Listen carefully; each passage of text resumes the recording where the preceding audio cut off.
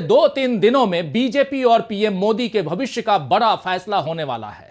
आज 7 सितंबर है और परसों यानी 9 सितंबर को उपराष्ट्रपति का चुनाव है, जिसमें बीजेपी ने यह मान लिया था कि उसे आसान जीत मिल जाएगी। लेकिन इंडिया गठबंधन ने एक ऐसे उम्मीदवार को सामने खड़ा किया कि अब चारों तरफ उनकी ही चर्चा हो रही है। प्रिंट, इलेक्ट्रॉनिक या सोशल मीडिया कुछ भी उठाकर आप देख लें तो सीपी राधाकृष्णन का नाम इक्का दुक्का बार खबरों में होगा, जबकि बी सुदर्शन रेड्डी लगातार सुर्खियों में बने हुए हैं। महाराष्ट्र के मौजूदा राज्यपाल और एनडीए उम्मीदवार राधाकृष्णन की तरफ से बीजेपी ही बैटिंग कर रही है, संख्या बल उसके साथ है।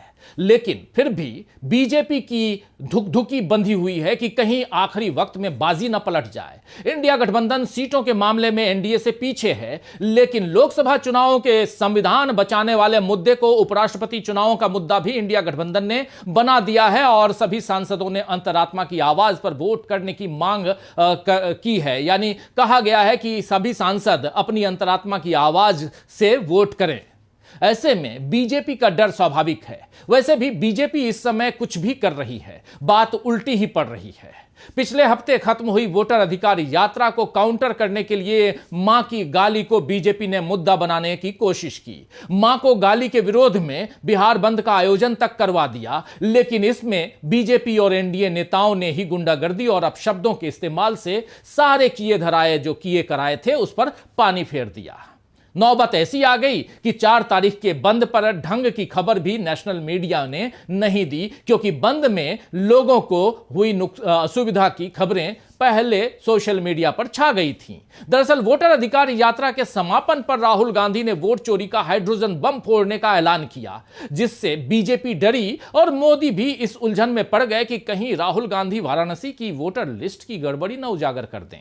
इसीलिए चीन के दौरे से लौटकर उन्होंने रोना शुरू कर दिया कि राहुल गांधी माफी मांगे, क्योंकि उनके मंच से मेरी मां को गाली दी गई। बिहार के लोगों को छठी मैया और सतबहनिया का वास्ता देते हुए पीएम मोदी ने कहा कि मैं तो एक बार को माफ कर भी दूं, लेकिन छठी मैया माफ नहीं करेंगी। मोदी को लगा होगा कि लोहा गर्म है तो हथौड़ा मार देना चाहिए, लेकिन कुछ ही देर में पता चल गया कि हथौड़े की चोट सही जगह पर नहीं पड़ी। मां या किसी भी अन्य स्त्री को गाली या उसका अपमान हर तरह से दोस्तों अक्षम्य है, लेकिन उसका सियासी फायदा उठाना भी अपराध जैसा ही है। मां के अपमान के लिए केवल बिहार बंद क्यों किया गया, गुजरात क्यों नहीं बंद किया गया या बाकी राज्यों में बंद क्यों नहीं हुआ? मोदी जी की माता के सम्मान की बात हो रही थी तो बाकी माताओं और स्त्रियों का सम्मान बीजेपी क्यों भूल रही है? क्यों उन लोगों पर बीजेपी ने या खुद मोदी ने कोई कार्रवाई नहीं की जिन्होंने विपक्ष की महिलाओं या नेताओं की माओं का अपमान किया, उन पर अपशब्द कहे? ऐसे सवाल उठ गए हैं। यानी बंद के हथौड़े की चोट विपक्ष की जगह बीजेपी को ही पड़ गई। इस बीच मोदी सरकार ने जीएसटी में बदलाव का ऐलान भी कर दिया, ताकि अगर वोट चोरी हाइड्रोजन बम फटे या उपराष्ट्रपति चुनाव में हारें तो कम से कम लोगों का ध्यान भटकाने के लिए कोई दूसरा मुद्दा तो रहेगा। लेकिन यहां भी राहुल गांधी ने बाजी मार ली, क्योंकि जो काम आज मोदी सरकार ने किया उसका सुझाव 2017 में ही राहुल गांधी ने दे दिया था, यानी जीएसटी में 2 स्लैब लाने का। फिलहाल यही सिलसिला चल रहा है कि मोदी हर जगह मात खा रहे हैं और नैरेटिव बदलने का बीजेपी का खेल चल ही नहीं रहा है। तो दोस्तों आइए आज आईने की नजर से पड़ताल करेंगे कि क्या अब बीजेपी का नाकाम चेहरा जनता के सामने आ गया है, और समझेंगे कि क्या अगले 2-3 दिनों की घटनाएं अब यह तय करेंगी कि मोदी और उस बीजेपी का भविष्य क्या होगा। लेकिन आइए सबसे पहले देखते हैं कि उपराष्ट्रपति चुनाव में किस तरह पिछड़ रहा है विपक्ष और कैसे पिछड़ रही है बीजेपी।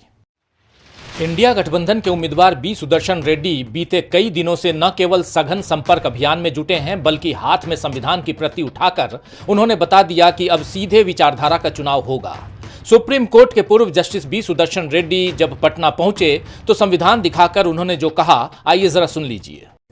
राहुल जी एक किताब को मेरे जेब में देखे थे, तो मेरे जेब के तरफ देख रहे थे। वो सेंट्रल हॉल में जब मीटिंग हो रहा था बार बार देख रहे थे, तो मैं उनसे कहा, राहुल जी ये आपकी किताब नहीं है और आप नहीं दिए मुझे। जस्टिस रेड्डी मैं जानता हूँ, मैं नहीं दिया हूँ आपको। मैं बोला ये 52 साल से लेकर घूम रहा हूँ इसको, जहाँ पे हूँ, जहाँ पे भी बैठा हूँ, जहाँ भी था, जो भी काम किया। तो उनकी बारी आई बोलने के लिए, तो उन्होंने बोले मैं तो 4 साल से इसको लेके फिर रहा हूँ, घूम रहा हूँ, इसके बारे में क्या कहना है और कुछ आगे कुछ नहीं करना है। तो ये है उसका हिस्ट्री, आपको बताना चाह रहा था। आप जानते हैं कि उपराष्ट्रपति प्रत्याशी बनने के बाद सेंट्रल हॉल में इंडिया गठबंधन के सांसदों ने जस्टिस रेड्डी का स्वागत किया था और उस वक्त घटे इस किस्से को जस्टिस रेड्डी ने सुनाकर बता दिया कि बीते 52 सालों से वे संविधान की प्रति के साथ घूम रहे हैं।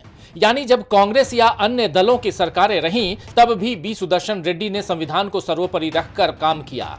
उनका साफ कहना है कि उपराष्ट्रपति पद राजनीतिक नहीं है बल्कि संवैधानिक है। जस्टिस रेड्डी ने साफ कहा कि वो न किसी राजनीतिक दल से जुड़े हैं और न जुड़ेंगे। उनकी इन खूबियों से अब इंडिया गठबंधन का पलड़ा भारी दिख रहा है, क्योंकि एक बार फिर संविधान बचाने की बात केंद्र में आ गई है। आप जानते हैं कि लोकसभा चुनाव में संविधान बचाने का ऐसा मुद्दा इंडिया गठबंधन ने उठाया था, क्योंकि तब कई बीजेपी नेताओं ने दावा किया था कि 400 से ज्यादा सीटों से जीत जरूरी है ताकि संविधान बदला जा सके। बीजेपी को तब भी ऐसा ही मुगालता था कि आंकड़े उसी के पक्ष में बैठेंगे, लेकिन कांग्रेस समेत तमाम विपक्ष जनता को यह बात समझाने में कामयाब रहा कि संविधान बदलने का मतलब जनता को नागरिक की जगह फिर से गुलाम बनाना होगा। जनता ने ये बात समझी और बीजेपी को बहुमत नहीं दिया।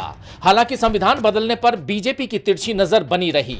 राज्यसभा में तत्कालीन सभापति जगदीप धनखड़ इसमें बीजेपी को अपने आड़े आते दिखे तो उन्हें रातों रात न केवल हटाया गया बल्कि धनखड़ ऐसे गायब हुए कि करीब 1.5 महीने से उनका कुछ अता पता नहीं है। अब धनखड़ की जगह बीजेपी फिर से ऐसे ही किसी व्यक्ति को उपराष्ट्रपति बनाना चाहती है जो उसकी मनमर्जी से काम करे।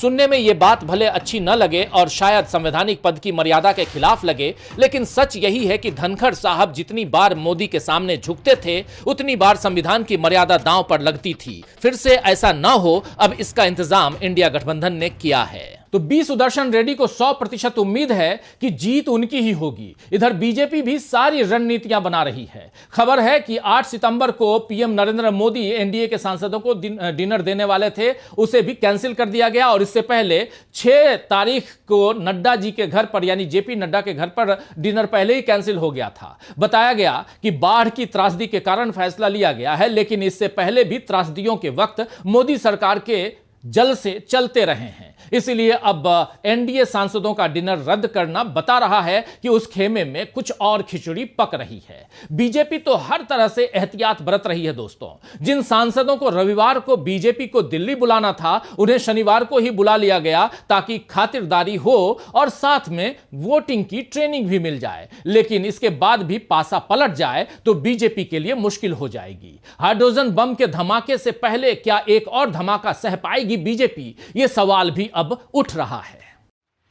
1 सितंबर को राहुल गांधी ने वोटर अधिकार यात्रा के समापन के मौके पर कहा था कि वो अब एटम बम से भी बड़ा हाइड्रोजन बम फोड़ेंगे। इस ऐलान पर बीजेपी ने फिर राहुल गांधी को घेरना शुरू कर दिया और उनकी समझ पर सवाल उठाए। हालांकि बीजेपी भूल गई कि 1 अगस्त को राहुल ने जब एटम बम फोड़ने की बात कही थी तब भी ऐसा ही मजाक उड़ाया था। लेकिन 1 महीने में ही बीजेपी इतनी बुरी तरह घिर गई कि खुद मोदी के निर्वाचन की बात शक के दायरे में आ गई। लोगों का ध्यान भटकाने के लिए उदयपुर और बंगाल फाइल्स जैसी सांप्रदायिक नफरत फैलाने वाली फिल्में भी बेअसर साबित हो रही हैं। न संभल का मुद्दा काम आ रहा है और न संघ प्रमुख मोहन भागवत के बयानों को लोग अब गंभीरता से ले रहे हैं, बल्कि अब तो नीतीश के साथ साथ भागवत और मोदी पर भी पलटी मारने के तंज कसे जा रहे हैं। आपको बता दूं कि 4 दिन बाद यानी 11 सितंबर को मोहन भागवत 75 के पूरे हो जाएंगे और 10 दिनों बाद 17 सितंबर को नरेंद्र मोदी भी 75वां जन्मदिन मनाएंगे।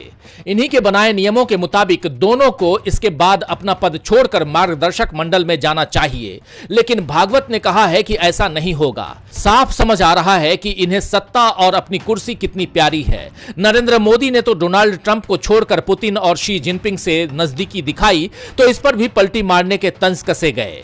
मोदी ने जीएसटी में दरों को तय करने में भी पलटी मारी, जिस पर कांग्रेस मजाक उड़ा रही है कि जो बात राहुल ने 8-9 साल पहले कही थी वो अब इन्हें समझ आ गई है। इन मुद्दों के अलावा मोदी इस वक्त सबसे बड़े जिन मुद्दे से घिरे हैं वो वोट चोरी का मुद्दा है, जिसके बारे में राहुल गांधी जल्द ही दूसरा खुलासा करने वाले हैं। राहुल गांधी के करीबियों के मुताबिक पूरे देश में कुल 48 ऐसी सीटें हैं जिस पर कांग्रेस की नजर है। बकौल कांग्रेस इन 48 सीटों की हार असली हार नहीं है, बल्कि वोट चोरी के जरिए हराया गया। इसमें पीएम मोदी की लोकसभा सीट वाराणसी भी शामिल है। यूपी कांग्रेस के अध्यक्ष अजय राय ने तो बाकायदा ऐलान कर दिया है कि वाराणसी की वोट चोरी का खुलासा भी राहुल गांधी के एजेंडे में है। आपको बता दूं कि पिछले लोकसभा चुनाव में वाराणसी में प्रधानमंत्री नरेंद्र मोदी की जीत का अंतर सबसे कम रहा था। उन्होंने 54% वोट हासिल किए, जबकि 2014 में उन्हें 64% और 2019 में 56% वोट मिले थे। 2024 में अजय राय ने उनके खिलाफ चुनाव लड़ा था, तब अजय राय को 41% वोट मिले थे, जबकि साल 2014 में उन्हें सिर्फ 7% वोट मिले थे। निश्चित तौर पर मोदी से लोगों का भरोसा घटा है। इसमें भी अजय राय का आरोप है कि 1 बजे के बाद जो काउंटिंग हुई उसमें गड़बड़ी हो गई, जबकि पहले अजय राय कई राउंड में बढ़त बनाए हुए थे। यह बात अगर साबित हो जाती है तो फिर मोदी कैसे अपनी साख बचा पाएंगे दोस्तों, यह देखना होगा। 2014 के चुनावों में मोदी ने गुजरात की अपनी साख को केंद्र में भुनाया था। लोगों को गुजरात के विकास मॉडल के नाम पर अपने पक्ष में मोदी ने किया था, लेकिन सत्ता का 12वां साल चल रहा है और जितनी बातें मोदी ने कही कोई पूरी नहीं की, बल्कि रुपए की कीमत रिकॉर्ड गिर चुकी है। महंगाई काबू में ही नहीं आ रही। ऐसे में अब मोदी ने लोगों को दिवाली से पहले दिवाली तोहफा देने का ऐलान किया और जीएसटी की दरों में बदलाव किया। अब केवल 5 और 18% की ही 2 दरें हैं। मोदी की छवि गढ़ने में लगे बीजेपी के तमाम नेता बता रहे हैं कि खाद्य सामग्री, दूध, दही, कृषि उपकरण सब सस्ते होंगे और आम आदमी को इसका फायदा मिलेगा। लेकिन यहीं अब कांग्रेस ने सवाल किए हैं कि अगर 9 साल पहले ही ऐसा किया जाता तो लाखों करोड़ों का नुकसान बच जाता। राहुल गांधी ने 2017 में ही ट्वीट कर 5 और 18% दरों के 2 स्लैब रखने के सुझाव नरेंद्र मोदी सरकार को दिए थे। अगर उनकी बात सुनी जाती तो जनता को अनावश्यक महंगाई से बचाया जा सकता था। लेकिन अब बढ़ी हुई कीमतों को क्या कंपनियां कम करेंगी या किसी भी तरह से जनता से वसूली करेंगी, यह सवाल बना हुआ है। कांग्रेस के नेता